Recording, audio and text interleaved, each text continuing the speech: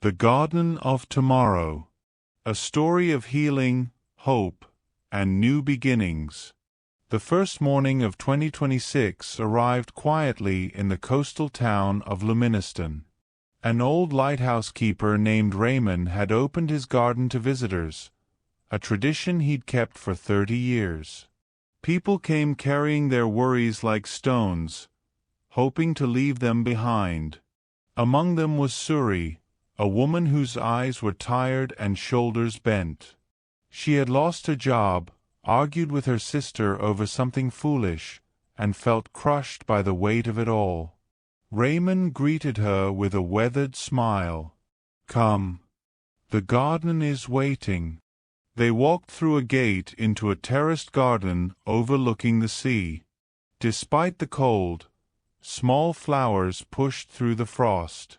"Every plant here has survived a storm," Raymon said. "Let me show you what they've taught me." At a still pool of water, he said, "Before you plant anything new, you must see the soil clearly. Ask yourself, what can I do differently? Where have I been unkind?" Self-reflection is not about blame, it's about understanding. Suri stared at her reflection and saw the person she'd been avoiding. They climbed to an ancient olive tree. "The best investment you'll ever make is in yourself," Raymon said. "Learn something new. Become better at your craft. When you grow, everything around you grows too." He gestured to a newer section of the garden where young saplings grew alongside the old tree. "The world is changing faster than ever. New tools, new technologies, they're not the enemy. They're opportunities. Embrace them. Learn how to use them. Don't be left behind because you were afraid to adapt." Suri thought of the software she'd avoided learning, the digital skills she dismissed as too complicated. At a carefully laid stone path, he paused. "Excellence is not perfection, it's care. A well-made bed, a kind word. Small excellences build a life worth living." He handed her a notebook. "Write 3 goals for this month. 3 for this year.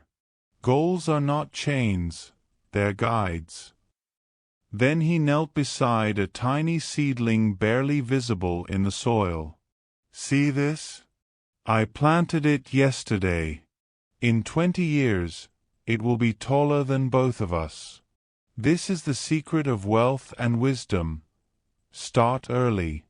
Start small. Time does the rest." He looked at her intently. "Whether it's money, skills, or habits, the earlier you plant them, the more they compound. A little saved today becomes much tomorrow. A skill learned now opens doors you can't yet see. Don't wait for the perfect moment. Start today."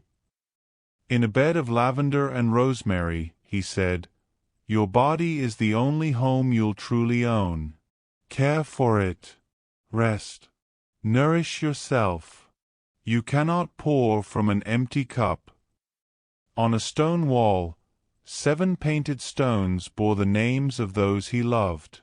"Don't wait to tend to the people who matter. Call them. Listen to them. Love is a muscle. Use it, or it weakens." Suri thought of her sister. "I should call her today."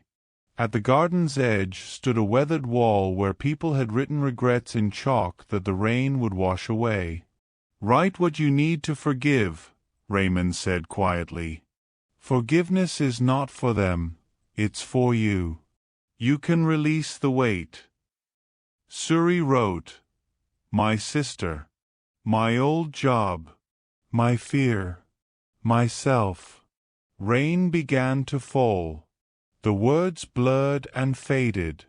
At the highest point, looking out over the water, Raymon said, "You're not broken. You're just buried." These practices, Small things you do every day, they clear away what's covering you.